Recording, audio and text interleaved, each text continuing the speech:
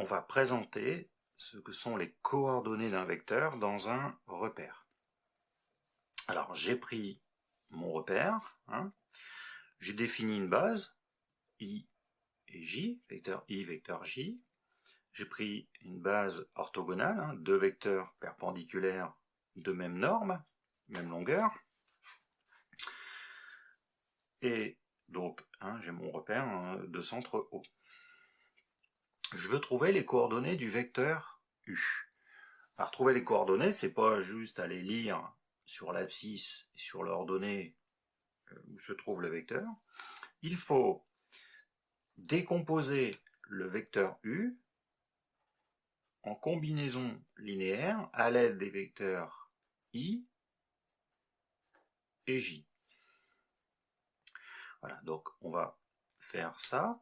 Donc du coup, on part de l'origine du vecteur et on décompose avec les vecteurs I et J, en commençant par le vecteur I. Donc vecteur I, ça veut dire déplacement, on est sur horizontalement, direction horizontale. Ensuite, voilà, on est là, donc on a déjà ça. On compte un peu combien ça nous fait de fois le vecteur I. Donc ici on a 3 fois le vecteur I. On trouve bien 3 fois la longueur et on est dans le même sens. Et on commence ici pour aller jusqu'à l'extrémité du vecteur en regardant combien de fois on retrouve le vecteur J. Ici c'est 2 fois le vecteur J. On est bien dans la même direction, on est dans le même sens, mais c'est le double.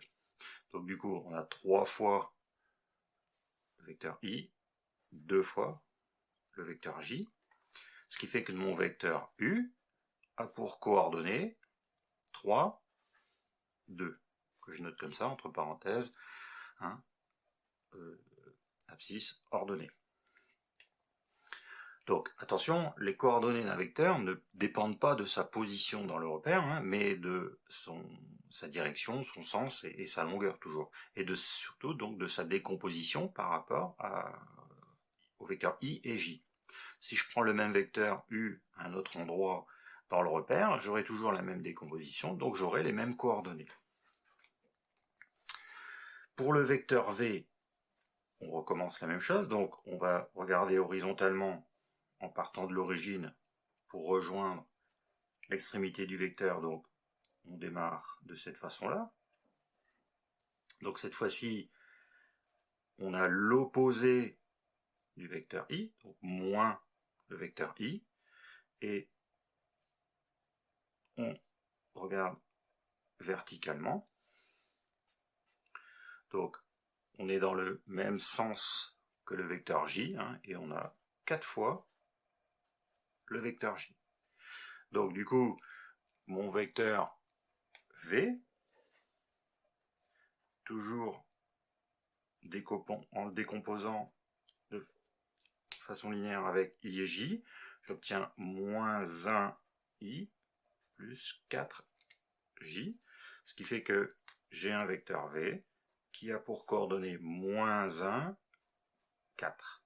Moins 1, 4. Pour mon vecteur W, je fais la même chose et je revois que finalement, j'ai un vecteur qui est dans la même direction que le vecteur I, dans le même sens, c'est le double, 2 fois le vecteur I. Par contre, il n'y a pas de décomposition avec le vecteur J. C'est-à-dire que le vecteur W, c'est 2 fois le vecteur I, et 0 fois, du coup, le vecteur J. Donc, du coup, mon vecteur W, il a pour coordonnées 2, 0. Et pour mon vecteur R, cette fois-ci, il n'y a pas de décomposition avec le vecteur I, c'est juste un vecteur qui est dans la même direction que le vecteur J, pas dans le même sens.